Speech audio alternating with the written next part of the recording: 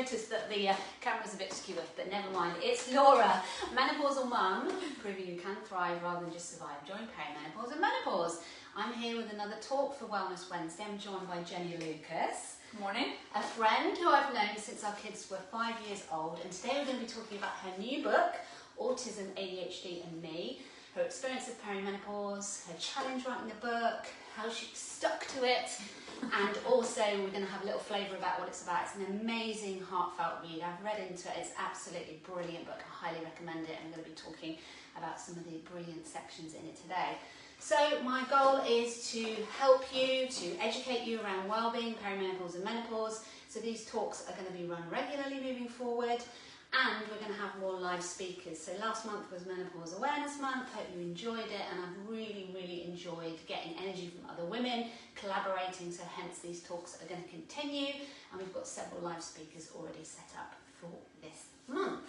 So Jenny, let's kick it off. I'm so proud of you for writing this amazing book, which I've already had a read of. But before we start to get into more detail about what it's all about, tell me about your experience of perimenopause.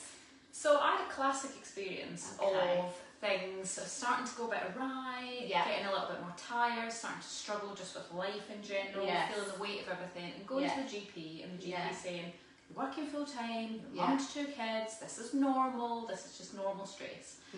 And then eventually sort of getting to the point where I was like, this can't be normal because I can't live like this for the next like however many years.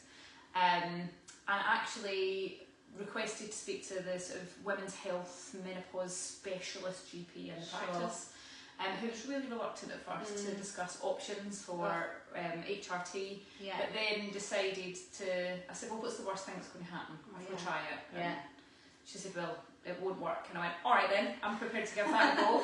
That's positive. Thank you, GP. And so she started me on the patches, the chemo patches, and after a few months they started to make a real difference to my energy levels. And sort of things have progressed since then, and I've now switched to the gel and the tablets, and that has really helped my energy levels and my sort of brain fog, and my ability to be able to sort of just do normal life. And it does take a while, doesn't it? It's not an immediate fix. You've got to try different things. And obviously lifestyle practices along with it as well, like really important. But no, it's definitely a bit of a journey with anything in this sort of area, isn't it? So yes, okay, some ups and downs with and all the stuff that you've got going on as well, which you talk about in the book. So tell us a bit about that then. So what inspired you to write this book then? So another interaction with a GP, funnily enough. Good old GP. I had an assessment for ADHD in 2022, and followed by another one for autism actually a couple of months later. I was diagnosed with both autism and ADHD at 37. Gosh. Which was kind of like mind-blowing, and it came from my kids being diagnosed with autism and ADHD. That's really common for women to find out later in life that they are neurodivergent because they're kids. I went to the GP with this information and my report and said, here you go, what can you do for me, like where's the support? And he said there is really no support for someone like you, but what I do know is that they'll have put lots of websites at the end of the report, so I advise you to go and have a look at those. And I was like, thanks, cheers mate. It's community then support you need, isn't Absolutely. it? Absolutely. I needed someone to go, actually this would be a good one to look at, or try doing this thing. What I discovered was there's not a lot of support for what you would might class as, and I hate the terminology, high functioning neurodivergent women. We're a kind of invisible group, and so I decided to put together some support for people like me. Brilliant. And it's a really, and there's so much information in here. She talks a lot about relationships, about sensory, managing sensory needs, about overwhelm. And you've got a really good method in there, the why method, which I think is also really useful for stopping you in your tracks, asking some questions, when you're struggling. So it's real practical advice. Now, obviously we've talked about the fact that you said you were diagnosed late in life, and sometimes, although we know some of our traits, it can be quite enlightening. And one of the things that I found fascinating, because my own son has been diagnosed with ADHD, which obviously we were talking about then, it makes me question where that's come from, and I recognised the traits in myself. But one of the surprises for me was the amount of traits there are in ADHD. So some people just picture the sort of hyperactivity in boys. It's quite manifests quite differently in girls. but also there were 20 traits in the book that I read. Yeah. And actually the emotional regulation is one of the biggest ones, you know, in terms of actually just managing yourself. And when you look back, you start to realise, actually, gosh, my childhood was challenging, you know, trying to mask and do all of that. So in terms of ADHD also, there's some traits around sort of, and I know you said you were diagnosed with autism and ADHD, but traits around keeping organised, keeping focused, keeping on track. So obviously writing a book is going to challenge some of those things. So how did you, and obviously I talked to lots of inspiring women about, at this stage of life, you know, doing amazing things, but how did you stick to writing this and kind of keep yourself on track? Because it's a real achievement, isn't it, seeing it in the flesh. Seeing it in the flesh. Yeah. You must sign this, by the way, before you get too good and famous. You can get that signature before you leave. I will, don't worry. So one of the things that I did, it's a self-published book, but it's self-published through a company that support you with self-publishing. Okay. So I had to make an investment in that to make that happen, and I knew that I needed to do that because if it was down to me to do the research about everything, the cover design, how to set it all out, like it would just never have got done. Right. So I gave myself the accountability of working with people. They gave me a deadline for it needed to be done. Yeah. Otherwise, it's not getting out in the world. Sure. And then sort of over time, they say things like, "Oh, try and write 1,000 words a week."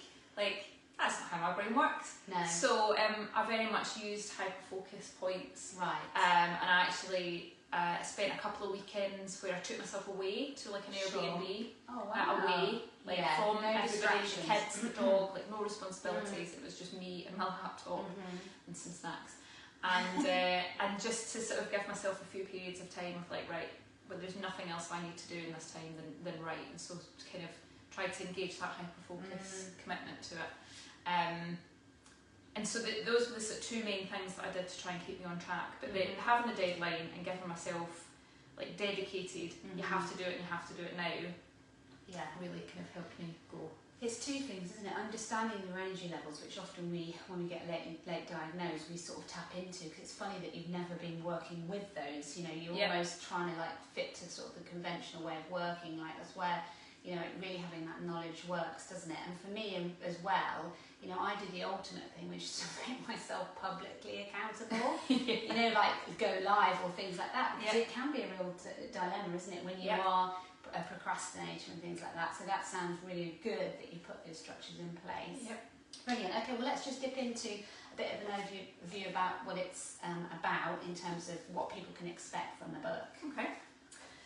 So I've tried to structure it in terms of my own journey and the information that I needed at the time. Yeah. So we cover things like masking, which I had no real idea what that was sort of prior to diagnosis, and how deep that goes.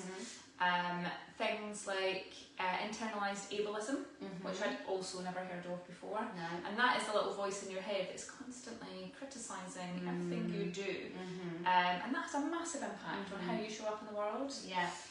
We talk about relationships and the nature of finding out about your diagnosis late in life and how that can impact various different types of relationships. And also, as you mentioned, sensory profiles. That was another thing that I really wasn't too aware of before my own diagnosis. Was actually, what I did know was I was quite overwhelmed as a parent, and everything that my kids did irritated me like instantly. And what I was unaware of was all the little sensory triggers that had been getting me to that point of sort of hypersensitivity. So having an awareness of those and being able to accommodate for them has meant my capacity and my bandwidth for not being such a reactive parent has grown. So there's some really sort of hopefully obvious things in there, but hopefully other things that people will have some real light bulb moments on in terms of like looking at their self-worth and understanding how their brains work a little bit better and accepting that about themselves.